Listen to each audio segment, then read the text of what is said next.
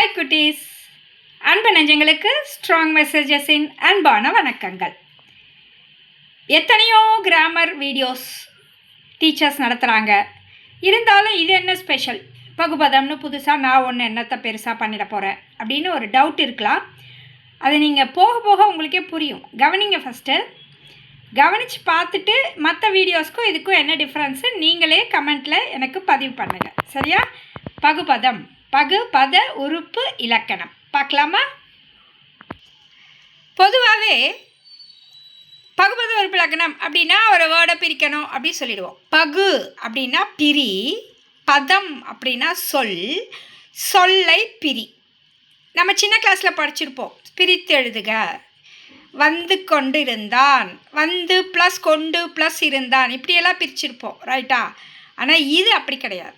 உறுப்பு இலக்கணம், பகு பத உறுப்பு. அது என்ன உறுப்பு? அதுக்கு தான் இந்த எக்ஸாம்பிள். இப்போ எப்படி parts of the body, parts of the plant அப்படி சொல்கிறோம் இல்லையா?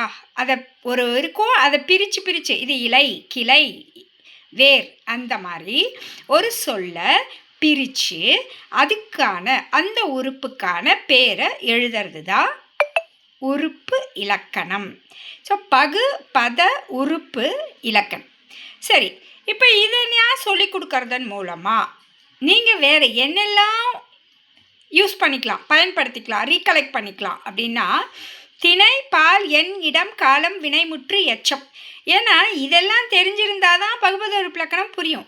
அப்போ நான் பகுபதம் சொல்லும்போதே கீழே இருக்கிற அந்த அத்தனை விஷயத்தையும் சேர்த்து உங்களுக்கு எக்ஸ்பிளைன் பண்ண போகிறேன். அதனால் இது டெய்லி வரும், தொடராக பாருங்கள், உங்கள் ஃப்ரெண்ட்ஸ்க்கு ஷேர் பண்ணுங்கள், காத்திருங்க, பயன்படுத்திக்கோங்க, ஈஸியாக மார்க் எடுத்துகிட்டு போகலாம்.